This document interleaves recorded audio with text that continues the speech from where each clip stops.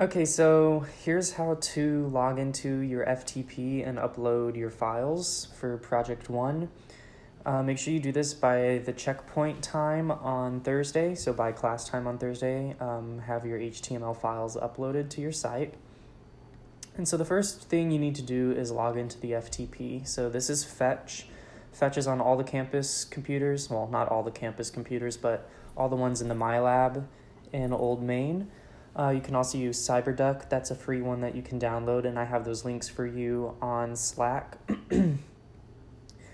And so what you'll need is in your email from Reclaim Hosting when you signed up, they should have sent you one that says Reclaim Hosting new account information. That should be the subject line.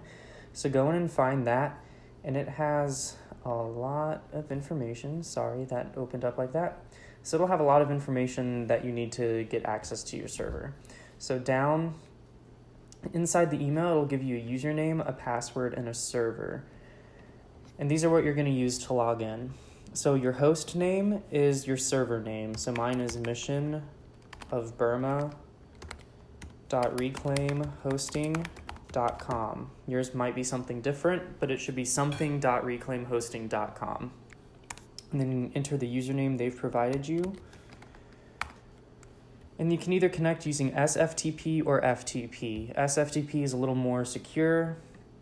FTP is just normal file transfer. And then enter the password they gave you, and it is case sensitive.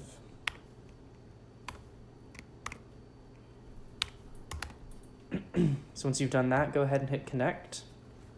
You'll see the little dog run, and then a bunch of folders will pop up.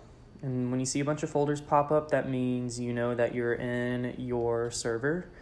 So these are all the files that are available on your server, and we'll be working inside public_HTML. So if you give that a double click, it'll take you inside the public HTML folder. And this is where all the files that will actually show up on your site will live.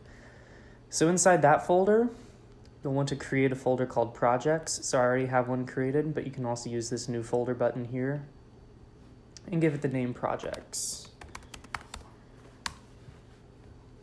It won't make one for me since I already have one. And then inside of that folder, you'll also want to create a new folder called project_1. So the same way, new folder, project_1. And you'll hit OK, and it will put that in there, and you can see I already have one in there. And then inside of that folder is where your files for Project 1 will go. So you can see I already have some in there. I'm going to go ahead and get rid of those. So once you have your project_1 folder, you'll want to find wherever your project files for Project 1 are. So here I have some in a folder called Project 1. And so you can see I have a few pages. So I have 5 pages, my index page, portfolio page, a page about South by Texas State, a contact page, and an about page.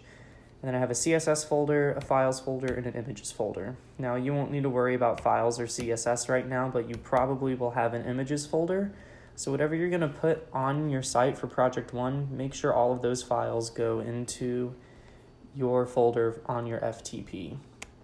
So if I want all of these pages and my images, I'll just click and drag them over into my FTP, making sure it's in the project_1 folder. And the dog will run and start doing that. Now I have really slow Wi-Fi at my apartment, so you can see it's taking like a minute and a half to do this. So I'll probably end up fast forwarding. Okay, so those files are in there, and I'm also going to put in the contact and the about file. So again, just click and drag, maybe. There we go. And when you're using a Mac, if you want to click and drag, it's usually better to grab onto the icon. So this one has a little paper icon, and that'll make sure you don't accidentally start renaming things or anything like that. So once you have all the files in your project_1 folder on your server through the FTP, all of that stuff is live on the internet now. So to be able to access that, we need to use a specific URL. So public HTML, this is where your domain is without anything after .com. So for me, that's sasmithtxt.com. And so just like writing in HTML, if you want to move through folders, all you have to do is put the folder name and a slash. So if we're going to projects and project_1, so in your browser, you'll do your domain /projects/project_1/index.html.